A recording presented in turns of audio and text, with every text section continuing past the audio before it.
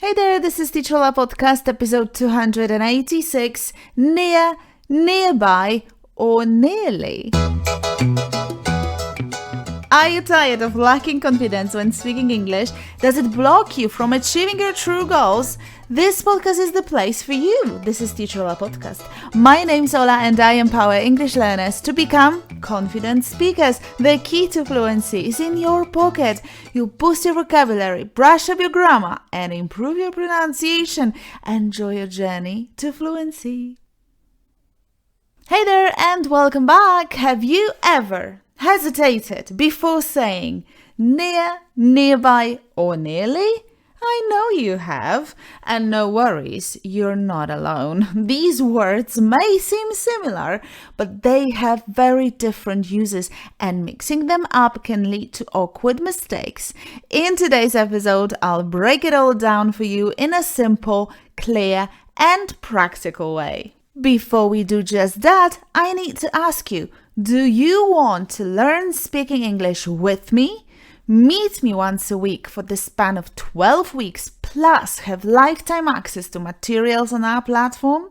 Listen, if you do, go to SIOL.pl and just sign in there because the new group starts its speaking club on the 10th of April.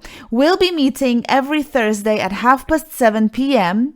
on Thursday and chat for 1 hour. Imagine that you do the course step by step, you follow my program, you know exactly what to do and in what order, and then on Thursdays we get together and speak. But how? I know you can be stressed about that speaking part, but you shouldn't. We have created a stress-free environment. Look, we meet up, we do some warm-up grammar task, and then we look at the task at hand. You know them before speaking club because I send them out, and then we split into pairs. So you don't speak in front of the whole group and you chat in separate rooms. After 10 minutes of conversations, we get back together as a group. What do I do in the meantime? Sometimes I speak with you as a member of the group, but if we have an even number of people in a group, I turn off my camera and a microphone and visit you in your rooms. I don't distract you, I don't bother you, I just listen, make some notes. And when we come back together as a group, we summarize the task, put down some useful phrases and move on to another task. You get another speaking partner and so it goes for the whole hour. 10 minutes, conversations, few minutes, summary, and you get another partner. So you speak with 5 different speakers, and so it goes for the whole hour. And that's how people gain confidence, fluency, and that's how they become English speakers instead of just English learners. Come and join us. It's so much fun. We have a WhatsApp group for voice messages. We've got monthly extra meetings. Oh, so many bonuses. Go to SIOL.pl and read the reviews. Now, please remember, you have 15 days for testing the course. If you don't love it, give it back. 1 email and that's it. If you have any questions, if you want a short call with me to check if this is the right course for you, email me. I'm waiting for you. Okay, enrollment ends on Tuesday on the 1st of April. Now, let's get back to the episode. Near, nearby, or nearly? That is the question. Let's get into it. Near is used as a preposition, adverb, or adjective. However, it is not used to describe movement towards someone or something. So it's not correct to say, a police officer came near me and asked me to describe what I had seen. Came near me is incorrect. When we approach someone, we use verbs like go up to someone, come up to someone, walk up to someone, not near or near to someone. So instead of saying a police officer came near me, That's wrong. You should say, a police officer came up to me and asked me to describe what I had seen. He came up to me. Near can function as an adjective, meaning a short distance away. A short distance away. Near may be used after a linking verb. For example, the garage is quite near. But the word near does not go immediately before a noun, like in this incorrect sentence. I drove the car to a near garage. That's wrong. Instead, we use nearby, okay? Nearby before nouns. I drove the car to a nearby garage, to a nearby shop, to a nearby pharmacy. However, nearest, that can be used before a noun. For instance, I drove to the nearest garage. I drove to the nearest pharmacy. Noun.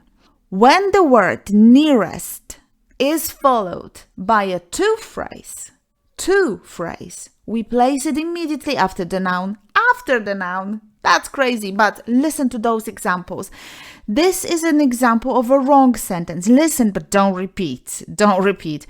I sat down in the nearest chair. This is such a common mistake. Nearest chair to the door. No, because nearest should go after the noun. Like in this sentence, I sat down in the chair nearest to the door. I sat down in the chair nearest the door or nearest to the door. Nearby is used as an adjective or adverb, but not as a preposition. That's why this sentence is incorrect. The new supermarket is nearby the bank. No, the correct sentence goes like this. The new supermarket is near to the bank or near the bank. So once again, nearby is used as an adjective or as an adverb. Listen to these two sentences. We stayed in a nearby hotel. My parents live nearby, about a mile away. Nearly is an adverb meaning almost. But if a sentence contains words like no, nobody, nothing, etc., you cannot use nearly. You have to use almost, okay?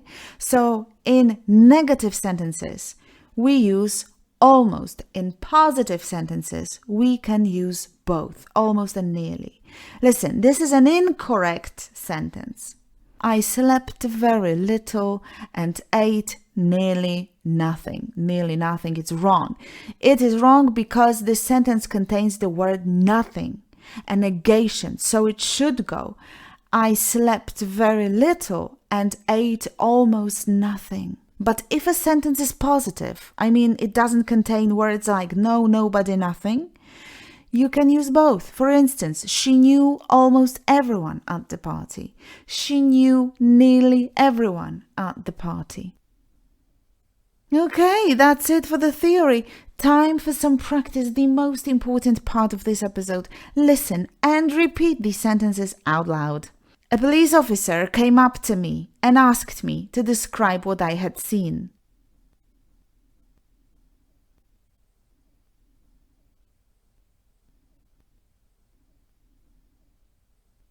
The police officer came up to me and asked me to describe what I had seen.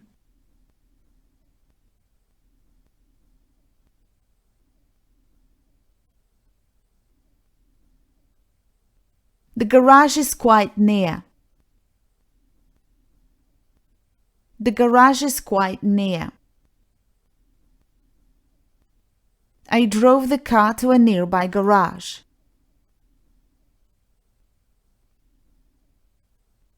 I drove the car to a nearby garage.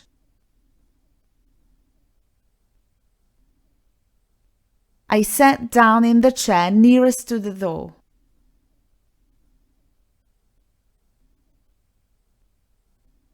I sat down at the chair nearest to the door.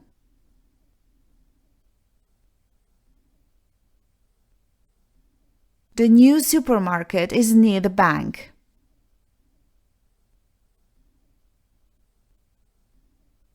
The new supermarket is near the bank.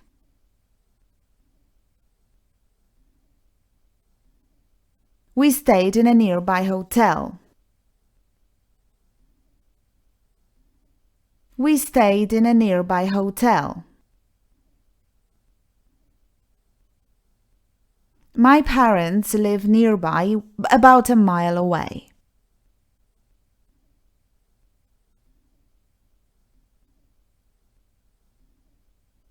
My parents live nearby, about a mile away.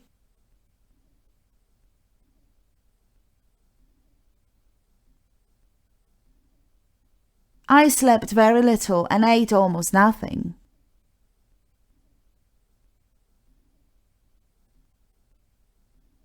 I slept very little and ate almost nothing.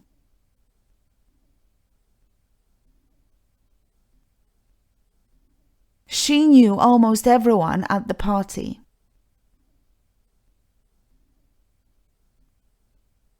She knew almost everyone at the party.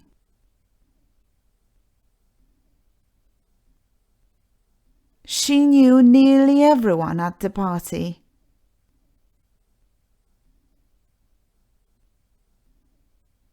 She knew nearly everyone at the party.